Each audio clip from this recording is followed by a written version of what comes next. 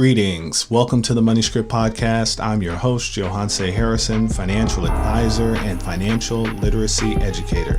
In each episode, you'll hear incredible interviews and get tips and strategies that you can implement into your daily life to help you improve your money script and grow your wealth. Thank you for taking some time with me today.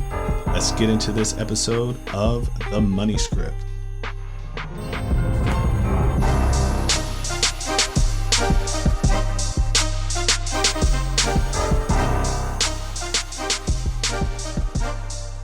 We are hot. We are live. Welcome back to the Money Script Podcast. So happy to be with you again this winter. It is almost Christmas. I mean, by the time you hear this, it probably will already be 2021. I am so excited about our episode today. We are going to be talking about a method that I've been following for a long time on Instagram. It's called the High Five Banking Method. And I have you're the creator of this, right? This is your thing. My baby. This is your baby. Oh, wonderful. So I'll let you go ahead and introduce yourself. Tell us, go ahead and tell us up front where we can find you, because we're going to pick it up again later. But yes, I am Sahirenys Pierce. I am the founder of Poised Finance and Lifestyle. You guys can find me on my blog, thepoisedlifestyle.com. I'm also on YouTube and Instagram, Poised Finance Lifestyle, where I really focus on helping the everyday family realistically find a balance between managing their finances and lifestyle with poise. Oh, I like that. So Poised, say that again. It's the Poised Finance and Lifestyle. Poised Finance and Lifestyle. Now, how did you get started with Poised Finance and Lifestyle? Where did that? I love the name, by the way. Thank you. Realistically, I started seeing, just like you, I started in the finance industry. I was working at Merrill Lynch, MetLife, and Ameriprise. That's where your name actually first popped up for me. I saw it on the homepage one day. I was like, oh my gosh, a person of color. Yes. This is super exciting. But, working at the financial service industry, you don't see a lot of people of color coming in. You don't see a lot of young people who really do need the guidance when it comes to personal finances, managing debt, setting a budget, starting, to invest and things of that nature. And when I had my children, I decided to take a pause and take a little break from the financial service industry. I was really young, so it's not like I'm losing anything. It's an old man's business anyways. And I decided to really take that time when I was off to start my blog and talking about how my family paid off over $99,000 of debt, how we created a financial system called the High Five Banking Method, and how we've been able to still live our best lives living here in San Diego, California, with our 2 kids, and also being financially responsible. And it's been a very hot topic for a lot of people, because when it comes to personal finance, you see a lot of advice out there that's really cookie cutter. Max out your IRA, save $100,000. And it's like, it doesn't feel very practical, especially for people in our community where we're just learning about personal finances. It's kind of intimidating. So I really wanted to give out different tips and hacks on how my family has been realistically setting ourselves up to position ourselves to get out of debt, to stay on budget, to achieve our financial goals without relying on debt to do so.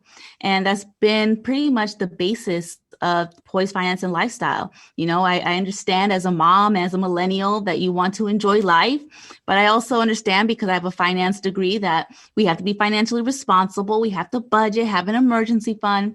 So it's kind of meshing my two loves together and creating Poised Finance and Lifestyle, where I help and I give a lot of advice to women specifically on how to live that poised life and have the best of both worlds. Oh, I love it. So now you kind of buried the lead in there. You said $99,000 of debt that you Yes, paid off. I know. I always do that for some reason. So I am a believer, and this is something I've shared on previous podcasts, that debt only comes from 3 places. Either you had an emergency and you didn't have the money to pay for it, or there was something in your life that was important, but it wasn't urgent or wasn't important enough to become urgent for you to start saving. And then all of a sudden it happens and you have to borrow for it. Or last but not least, it comes from spending tomorrow's money today. So if you don't mind, share with the people, where did your debt come from? How did you end up with $99,000 worth of debt? I think it's really funny because a lot of times when you hear $99,000, it sounds like a lot of money. But what we don't realize when we actually start counting our debt, we don't realize we don't count our car, we don't count, our credit cards. We kind of think of the basic things. Oh, it must be credit card debt. And what a lot of people don't realize is that when it was combined, my husband and I's debt, it realistically was our student loans and our cars. And cars are very expensive. Each car could be about $25,000 to $35,000 realistically when you start looking at it. And then, I went to school in California where it wasn't as expensive, so I didn't have that much student loan debt. But one thing I did realize was how expensive college was outside of California. And my husband, he went to school in Alabama, and it was like full tuition. I'm just like, oh my gosh, this is such an overwhelming number. I can't believe that this is how, the state does that. And I was very fortunate to realize that California has a lot of schools that have lower tuition compared to other states.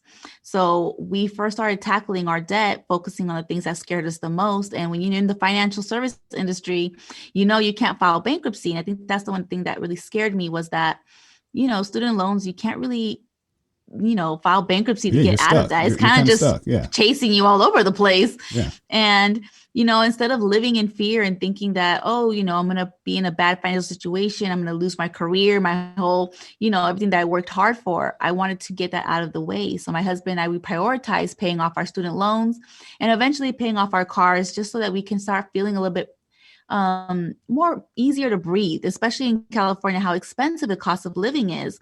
It can feel overwhelming when it comes to funding your retirement, starting a business, having a family.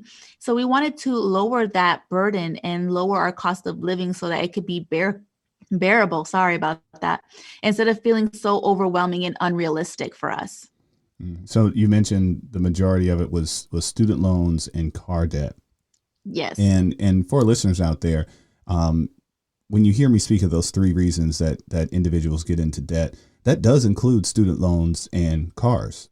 I have student loan debt for my son because I wasn't serious about saving money for his education. But I was really serious about getting an education. It's like, yeah, get your education. And then he wound up going to a school that cost more than the money I had saved. And I didn't want to let him down and say, sorry, son, you have to pick a different school. So what did I do? Took on some debt. So now for some of us in that situation, it's our parents that didn't save the money because we were college bound. I mean, growing up in America in high school, if you're doing what you're supposed to do, they're going to say college. And then it's, hey, sign this financial aid form and sign this Parent Plus loan. And it used to be, hey, you want this credit card too, but at least that has calmed down a little bit. But it can be very overwhelming, like you said, especially in the finance industry when we have this debt that's hanging over our heads and knowing that if, say we lost our job. I mean, you've been in financial services. There were lots of layoffs during the Great Recession. There were, other financial scares and things that happen. But banks get consolidated and insurance companies get bought out. And sometimes you may wake up and your position's not there anymore. And like you said, to know that you don't have the option of, I can just file bankruptcy and start over. No, you'd have to start a lot of things over, including your career. So hats off to the two of you for finding a pathway to do that. Now, I noticed that you said you started with the debt that scared you the most. Yes. But simultaneously, you're well-educated, have a finance degree. Is the debt that scared you the most necessarily the one that had the highest amount of interest or cost? I think one thing that, I'm a numbers person myself, but I think one thing that we get wrong in the financial service industry is that we attack it by logic. And a lot of times personal finance has nothing to do with the numbers. And we forget that these are people. They have different traumas, different money fears that they've all gone through. And someone who was affected very deeply by the 2008 recession, and my husband's family was also affected by the '08 recession, we had different money fears. So we wanted to tackle that so that we felt a little bit more confident just in case another recession did come upon us or a pandemic like we're going through now. And we wanted to feel more confident because one thing that I realized with my family situation is that you truly don't own something unless you own it downright. Like if you buy a house and you still have a mortgage on it, that house does not belong to you. And I know this because my parents... I own this wall. I think I paid off enough. I think this wall is mine. I can take this wall. That's what we I might thought be able to too. take this door. I don't the think. I door think that's about. to. I think that's about all I have right now. I gotta make some more And payments. I realized that because when my parents were going through the '08 recession, my dad was in real estate, and my dad's game plan was just sell a house, sell a house. And when that was no longer a possibility, Mm. we were just sitting ducks waiting to get kicked out of our house. And when we did lose our house, it really made me question, are you really a homeowner or are you just A home renting loaner. at that Yeah, you're a point? home loan. Yeah, it's you're borrowing. Yeah, yeah. No, You're you're right. borrowing until it's paid off. And if you Mm. don't have that money to pay it off every single month, you could lose that home. And we did lose our home. And that was a real reality check for me. That's something, a lot of times they tell you you're supposed to learn about money at home. I was learning about money while I was losing my home. So I Mm. became a little bit more cautious when it came to my finances and my family situation and not trying to go back into that situation where it's like, it feels like a gamble. And I think that's something that a lot of people in our community do. We're trying so hard to do better, make more money, start businesses, but we usually skip a few steps so that we can get there quicker, so that we can feel like we're doing something. It's like always a 50-50 balance, but we don't have an emergency fund. We don't have a budget. We don't have backup plans for our emergency fund.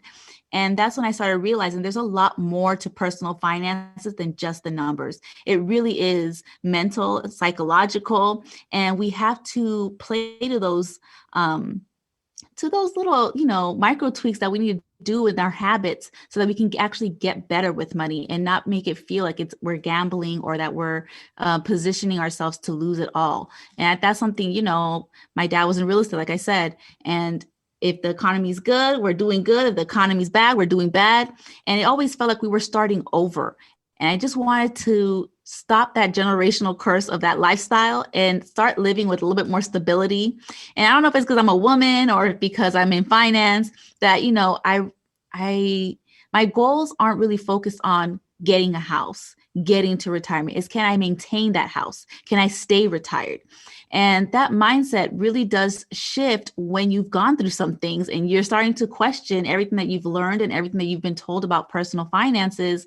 And you're seeing that you have to connect to what you wanted out of life. You have to realistically assume that it's not just setting goals and setting a budget and everything's going to get magically done. You have to find purpose and value in everything that you're doing with your finances and your life so that you can, realistically achieve it. Amen. Ooh, it must be Sunday. I think it is a It Sunday. sure is. It is Sunday. It is Sunday. So tell me, where did the high five banking method? Where did you come up with that concept? How did you develop it? And just what is it? So realistically, the high five banking method was something my husband and I were doing unconsciously. When we started getting together, we're going to get married. We decided we were going to get married. We started joining our finances and talking about creating a budget for our wedding. We talked about our debt. We talked about having an emergency fund. And realistically, what we found that was most helpful was actually having separate savings accounts and separate checking accounts with very specific purposes. And that's when we started learning how to organize our finances with purpose. And that's how we created the high five banking method. So the high five banking method is just a clear way to organize your finances so that it can help you achieve your budget and your financial goals with a clear purpose. So it's composed of 5 bank accounts, 2 checking accounts, and 3 savings accounts. The first checking account is for your bills. The second one is for your lifestyle. Then the 3 savings accounts, the first one is for your emergency fund, one for your long-term goal, and the last one for your short-term goals. With this high five banking method, my husband and I were able to pay off the debt, build our emergency fund, cash flow our wedding, and deal with a lot of different situations that life threw at us without feeling the burden of worrying about money or thinking about money and really focusing on what's most important to us. Now, I get a lot of questions from clients that are getting married or recently married, or some even that have been married for a long time, and they ask, do we need to have a joint checking account? What is your view on the joint checking account for couples? I think it's a necessary. I look at marriage very different, maybe from a lot of millennials. I look at it as teamwork. We're partners. We're on the same team. If I'm lacking here, you're helping me there. It's not 50-50 realistically every day. And I learned that when I was pregnant. When I was pregnant with my daughter, I was sick like crazy and I couldn't even manage the budget or my life at that point. So, that was the times where my husband was stepping in and he'll do the budget. He'll help pay off the bills. And I think it's really important that we're here to help each other. If we're here, when it comes to the bills, it's really important that you have a joint bills account, because if your spouse can't pay the bill, you can make sure that the bill's getting paid. You can make sure that everything is still rolling smoothly, no matter, what life throws at you. And when you have little kids, life is hectic and you can kind of forget that, to check if there's like what's going on with your bills or if there's identity fraud. That's happened to me as well one time with my checking account, and that kind of freaks you out. So it's really nice to know that you have a partner, a second pair of eyes looking at the finances and making sure you're both on track and motivating each other to stay on track as well. So out of curiosity then, with the high five banking method, is it 5 accounts for a couple or is it 10 accounts each has 5? I believe it should be 5 accounts for the entire couple. So if you're married, if you're not married, I understand, why you would have 2 different accounts, separate accounts. But if you are married, I believe all of the accounts should be joint. It's the same thing when it comes to the lifestyle account. Maybe your spouse needs to go to Target to buy something for you and you just don't have the time to go buy it. I like having my partner involved because it feels like a partnership. We have the same goals. We're working towards our long-term goals together. We're working towards our short-term goals together. We have a joint emergency fund. We're a team. We're living in the same household. Oh yeah. So I guess that is true. You're living together, sleeping together, having children together, eating together, vacationing together. I mean, I guess you might as well do your money together too, right? yeah, you got to take care of each other. That's part of taking care of each other. And it's nice knowing that, you guys are on the same page when it comes to your goals and what you want to achieve in life as well. And also being on top of the type of lifestyle that you want to live. I think a lot of couples, they try to avoid talking about, their budget and their spending, but it really does open up the conversation for a better friendship with your spouse to really get to know them. Why are they spending so much money on going out to eat? Why is he spending so much money on personal care? What are the real conversations or the root of this spending triggers that no one wants to really talk about? Everyone wants to just go above the surface and say, oh, we're just spending too much money. We're just not, meshing well. Why aren't you meshing well? What is it about your finances that is you guys are not on pair, together with? That's why I think it's so important when it comes to financial planning to make sure you guys are both on the same game plan. One thing that I remember hearing when I was walking out of Merrill Lynch one time in the elevator, there was a lady that was very, very well off financially. And she was telling her husband, I don't even know what we're doing. I don't know what we're invested in. I don't know what our goals are. I don't know what our budget is. She just sounded so lost. And as women, it's really hard because a lot of times we see the older generation, they kind of handed off the financial responsibilities to the spouses and they kind of were more hands off. And I think that lacked a lot of financial confidence in women to actually speak up and say, honey, I want to retire at 50. I don't want to retire at 60.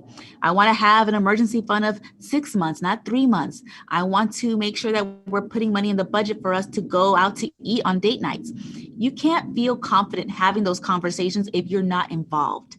That's why I always promote women on my page to, get involved with the personal finances. Have the conversation with your spouse. And one of the tips that I always share is to set the mood, let them know that you want to talk about how you're feeling about your finances. Pop a bottle of wine, light some candles. It's okay to talk and become vulnerable with your partner. If you cannot talk to your partner, then who are you going to talk to? Apparently me. Thank you. No, those are some incredible tips. Thank you so much, because I know a lot of couples do struggle with finance. It's not a secret that issues with money can sometimes be the root of problems that couples have. It can lead to those other issues that come up, the lying and infidelity, etc. Some of that is rooted in money and the lack of feeling secure in the relationship, and so they seek that level of security somewhere else. Where really, it'd be really secure if they knew that, hey, I've got a 3-month reserve, like you said, or what happens if someone loses their job, or what happens if someone doesn't make it home at night? What does that mean for the rest of the family and the finances? So I really do appreciate your feedback on that. So let's back up a few years then. So we're talking about couples and married couples.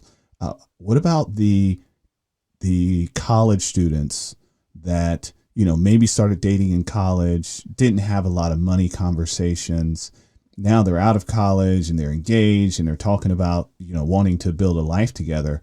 It can be difficult for them to have the aha moments when it comes to money. What sort of advice do you give to college students that are building those or not even college students, just anyone that's a young adult that is building that new relationship with someone? How do you do it the same way? Let's pop a bottle and talk about our money. I mean, what do you say? It's kind of difficult for me because since I was learning about finance when I was in college and I was dating my husband, the money was a very big conversation because I was so excited to come home or get on the phone and talk to my boyfriend about, what I learned in school today about third generation skipping and the Rockefellers. I was like, oh my God, this is the game changer. I cannot believe this is what these people are doing. And, you kind of get so excited with the new information you're learning that you just want to shout it out. You get so excited. And fortunately, my father, he was really into personal finance to a certain degree. He was more into like the Rich Dad, Poor Dad, the 4 quadrants of success, Who Stole My Cheese, the Think and Grow Rich. Who Stole My Cheese? That is an amazing one. I forgot about that one. All those classic books. And, those were some of the things that I told my husband, those were some of the books I told my husband to read before he met my parents. I was like, you need to read these books. My dad is like super into this stuff. Please just listen to the audiobook if you have to. I don't want you to be bombarded about questions. My dad's going to start asking you. I already know how he is.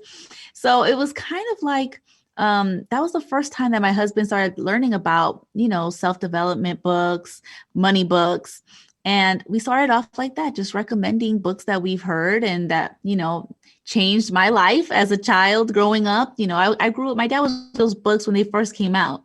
So he kind of had to know these type of, the literature a little bit just to have a deeper conversation when he came to meet my family members and really talk to us on a higher level when it comes to personal finances. At this point, my husband's like another financial guru because he knows everything about personal finance because, now we're both on the same page. We're not arguing or talking about, different goals that we don't both mesh on. We both know our vision and our goals together.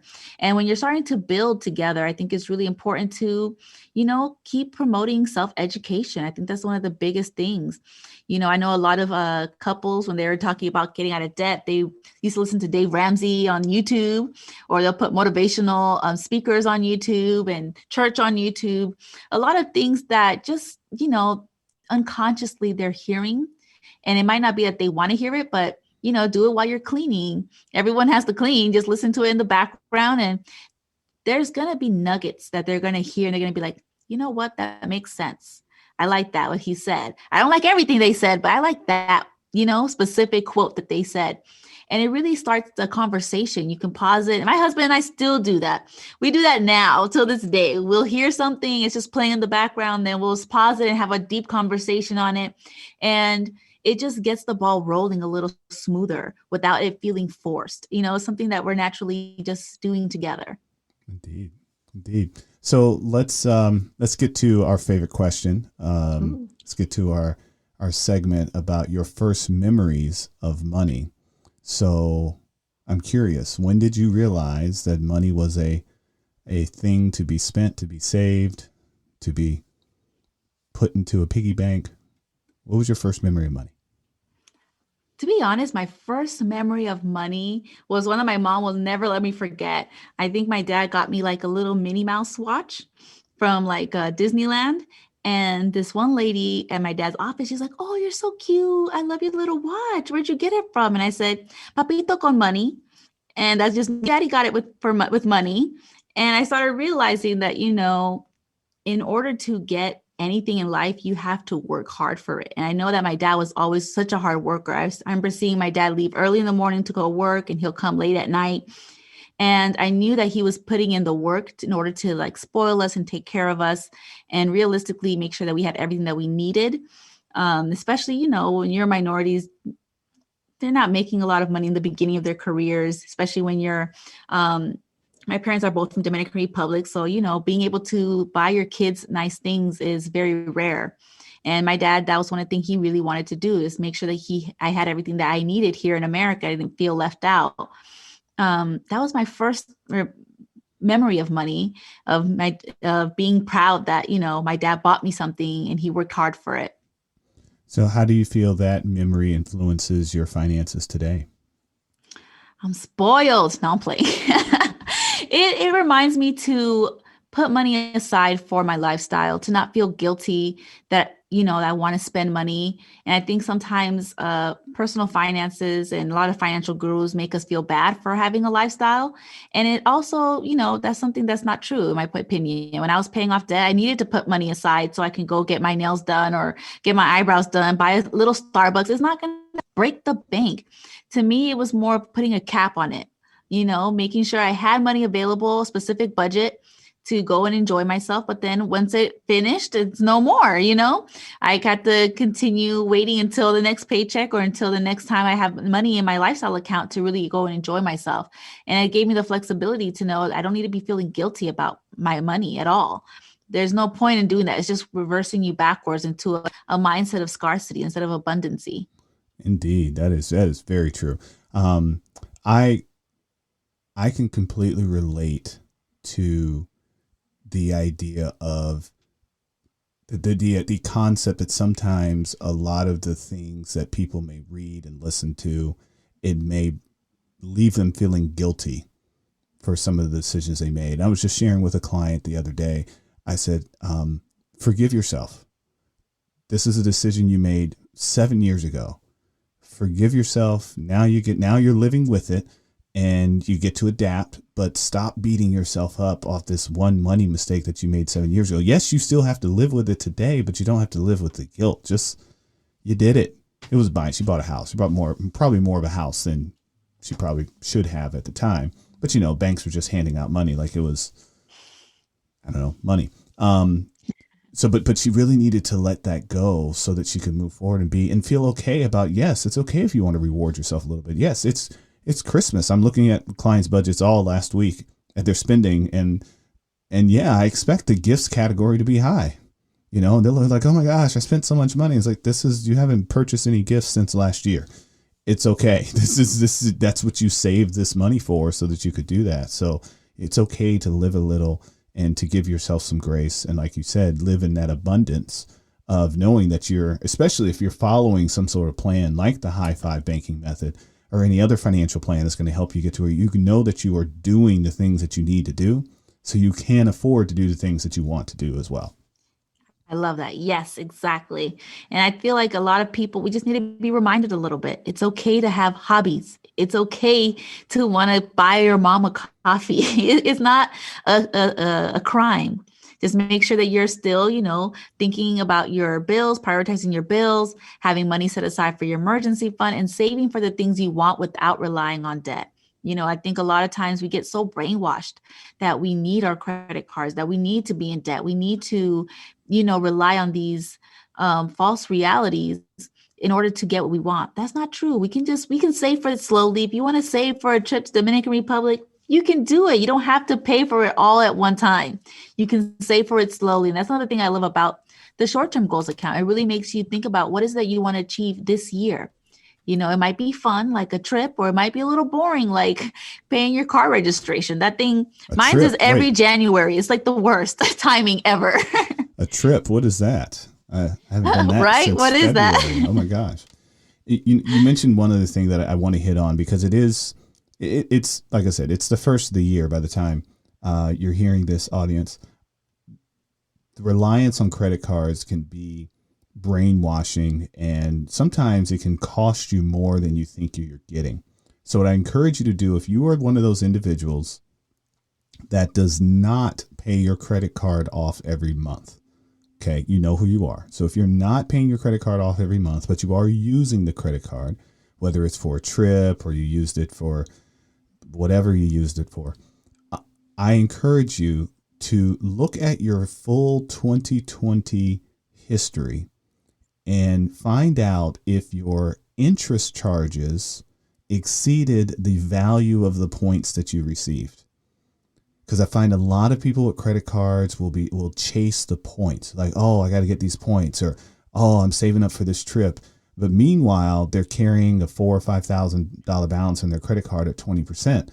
And now they've spent over $1,000 in interest charges just to get 500 points or 700 points or a free plane ticket. It's like you paid $1,000 for that plane ticket when you probably would have been better off just buying the plane ticket up front. So I encourage you, if you're someone, again, if you're someone that carries a balance in your credit card and you're cashing in on those points, look to see what your interest charges were compared to what you got from the points, and you'll probably be less reliant on the points in the future and realize that maybe you need to pay your debt off, and maybe that'll be a better way, and save for that short-term goal instead of using the credit card.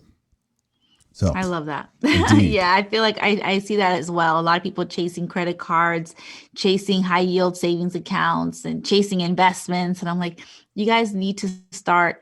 One thing that I do with my finances is I do everything with purpose. I have one credit card specifically for my bills. If I'm going to use buy groceries or buy gas, I have one credit card that gives me 6% cash back on groceries, which has been really good for us during the pandemic. But I also have a separate a separate credit card specifically for my lifestyle, and that mimics the high five banking method so that I don't go overboard when it comes to spending. A lot of times we accidentally go overboard because we're combining using one credit card for our bills and our lifestyle type of expenses. And we don't notice it. We're just trying to get all the points. We're trying to chase the points. And I think that's one flaw that, really triggers people to accidentally go into credit card debt.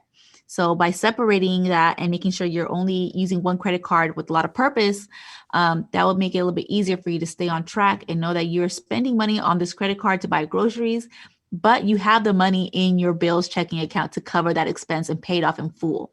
Because if you don't pay it off in full, you're just fooling yourself. Oh, man, I love that. Preach. Like I said, it's Sunday. We're having so much fun here. Well, thank you again for spending some time with us on the Money Script podcast. Oh, there were so many nuggets in there. This is going to be one you're going to want to flag, come back and listen to, especially if you're working on those faithful New Year's resolutions, like I know a lot of our listeners are. You're setting those goals for the new year. I don't like to call them resolutions, though. That's what everybody else calls them. But you're setting those goals for the new year. Think about the areas of finance for those that have a relationship. If you're married or you're shacking up, whatever you're doing, maybe it's time to start letting your finances shack up a little bit and have some open and honest conversations, not just about the numbers, but also about your values and what's important to you and the lifestyle that you want to have and the feelings that you want to have when it comes to having those conversations about money, conversations about debt. And like I said earlier, you forgive yourself. Whatever you spent yesterday, you spent it. I mean, there's some things you can take back, but a lot of things you can't take back. You spent it. It's done. Okay. But you have 100% control over the next time you click to buy or pull out the card to swipe or stick it in the machine or whatever it is that you need to do, Cash App, whatever. You have 100% control over those next financial decisions that you make. So with that, tell us one more time, where can we learn more about the high five banking method and Poised financial lifestyle? Yes, you guys can definitely check out my blog, the high five banking method. The high five banking method blog is on my blog, thepoisedlifestyle.com. I'm also on YouTube and on Instagram, Poised Finance Lifestyle. And I'll actually be dropping a course beginning of 2021 on the high five banking method and how to cash flow your income through it. Oh, okay. There you go. Burying leads again. So you have a new course that's coming out. It's in January, you said? Yes, so I'll be hosting a live workshop. It's very limited. in the beginning of January, and then in the spring, I'll be dropping my official masterclass on the high five banking method. So we're going to go over the strategies of how to pay off debt while using the high five banking method, staying on budget, setting realistic goals, how to actually use your credit card so you don't end up in debt secretly, how to really start breaking through some of those financial barriers and mindsets that are really limiting us in moving forward when it comes to our finances. Okay, so I'm going to make sure I get a link from you so I can put it in the show notes so that you can learn more about the limited seating. So it's limited. So I don't know. By the time in January, it'll be limiting, but then after that in the spring, it'll be as many people as we can serve. Oh, I like that. I like that. Well, we look forward to it. Thank you again for spending some time with me on this Sunday afternoon at the end of December. But for everyone else, it's probably January. So Happy New Year. We did it. It's 2021. Yay! Yay! Thanks for joining us on the Money Script podcast. Be sure to check out our other episodes, subscribe, follow, and give us 5 stars. Continue to send your financial questions on Twitter or Instagram at The Money Script. Go to moneyscriptwealth.com and schedule your complimentary consultation to discuss your specific goals and concerns. Financial advisory and investment management services are offered by Money Script Wealth Management PLLC, a registered investment advisory firm registered in the state of Texas and California and other states where exempt. The Money Script LLC and the Money Script Wealth Management PLLC and guests of the episode may have interest in the investments mentioned today. The opinions and views are expressed here are for informational purposes only. This material is educational in nature and should not be deemed as a solicitation for any specific product or service. All investments involve risk and a significant loss of principal. The Money Script nor Money Script Wealth Management offer tax or legal advice. Please consult your tax advisor or attorney for specific advice about your situation. Until next time.